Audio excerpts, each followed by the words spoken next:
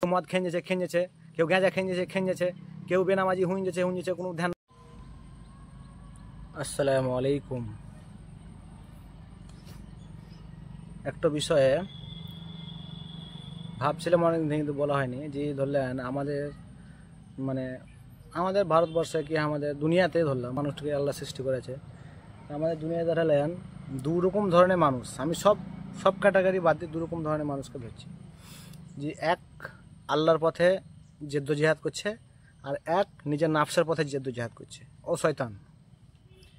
তা যারা ধরলেন নাফসের ব্যাপারে জেদ্দোজিহাদ করছে, তারা তো নিজের হাওয়ায় জিন্দগি কাটেছে, একবারে হাওয়ায়, বেকার জিন্দগি কাটেছে। নিজের খেয়ে, নিজের পড়ি, নিজে ভালো হই, পড়াশোনা করি, নিজে জ্ঞান অর্জন করি, একবারে বেকার জিন্দগি যাকে বলা হয়। আর যারা ধরলেন ওই আল্লাহর পথে জেদ্দোজিহাদ করছে, তারা জুতু বা কোনো বড় গুনাহ করে ফেলে, কোনো সাগিরা কাবিরা যে কোনো গুনাহ করে ফেলে, কিন্তু আল্লাহ সুবহানাহু ওয়া তাআলার হিসাবের ডায়েরির মধ্যে থেকেই হিসাব গুনাহগিলা করছে। আর আপনারা কি করছেন? আল্লাহ সুবহানাহু ওয়া তাআলার বাইরে যেই গুনাহগিলা করছেন। তা আপনারা যারা বাইরে গুনাহ করছেন, তাদের কিন্তু তোবা গুনাহ পাপ ক্ষমা হয় না, তোবা করা হয় না। আর যে আল্লাহ সুবহানাহু ওয়া তাআলার ডায়েরির মধ্যে থেকে গুনাহ করছে, সে কিন্তু বুঝতে পারছে যে আমার গুনাহ হলো, ও পড়াম করে একবার ইসলাম তোবা করছে, তোবা করে আবার ইসলামের দিকে ফিরে এসছে, যে দিনের দিকে আবার ফিরে এসছে। আর যারা আপনার ধরলেন শয়তানের রাস্তায় আছেন, শয়তানের ডায়ের মধ্যে, তারা আপনার গুনাহ করিয়েছেন, আপনাদের কোনো জ্ঞানই নাই। হয়তো ধরেন কেউ মদ খেঞ্জেছে, কেউ গাঁজা খেঞ্জেছে, কেউ বেনামাজি হুঁজেছে, কোনো ধ্যান নাই। নামাজ হলো কি, আজান হলো কি চললো, কোনো হিসাব নাই। এ জিন্দেগি, এ হচ্ছে কি জানেন, বেকার টাইম লস করা।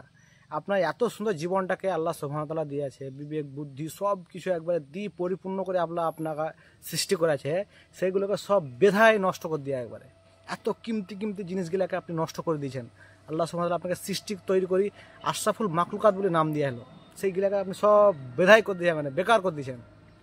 এইগুলা যারা করছেন তারা বেকার। আমি বললাম, আপনি যা জীবনে যা করছেন গুনাহ করেন, আপনারা এই যেই দলের শয়তানের যারা এই ক্যাটাগরির লোক, আপনারা যা করছেন করেন। ভাই নামাজ তো পড়েন, বাকি জিনিসগুলো পরে ঠিক করা হবে, আগে নামাজ তো পড়েন। আপনি যা আছে যেভাবে আছে, আপনি সব কিছু আপনার পরে ঠিক করা, আপনি নামাজ তো পড়েন। আর যারা ধরলে নামাজ পড়ছে, তারা আরও দিনকে জানার চেষ্টা করেন, রাসূলুল্লাহ সাল্লাল্লাহু আলাইহি ওয়াসাল্লামের সুন্নতকে জানার চেষ্টা করেন, সাহাবা ইকরামদের সুন্নতকে জানার চেষ্টা করেন। আর যদি যারা বলতে জানেন তা বলেন, মিডিয়ায় বলেন, তাহলে আমরা ইনশাল্লাহ শুনি, যাতে আমাদের উপকার হয় ইনশাল্লাহ।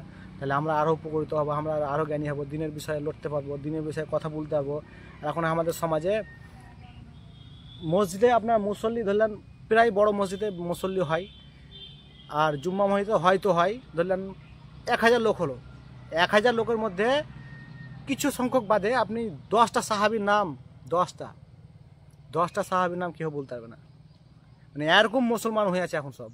10 জন সাহাবীর নাম কেউ বলতে পারবে না। আমি সব দিকে কম, অন্য কিছু বললাম না, কোরআনে আয়াত কি নবীর নাম, সাহাবীর নাম, নিচে স্তরের লোকগুলা, নবীদের পরে যেসব লোকগুলা, তাদের কথা বললাম।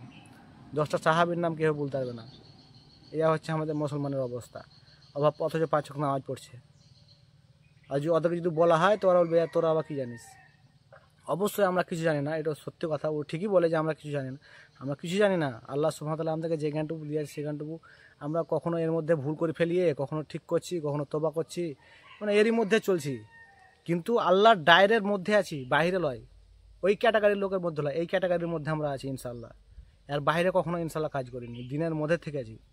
সবাই যারা ধরলেন ভুল কাজ করে, হয়তো সবাই গায়ে এগুলা, কিন্তু এইগুলা কথা লয়, এগুলা হিসাব করার কাজ। আপনারা ভাই যে যা করছেন, যা হবে পরে দেখা যাবে। নামাজটা তো আদায় করেন, নামাজ আদায় করেন, ইনশাল্লাহ আপনাকে আল্লাহ একদিন পথ দেখাবে ইনশাল্লাহ।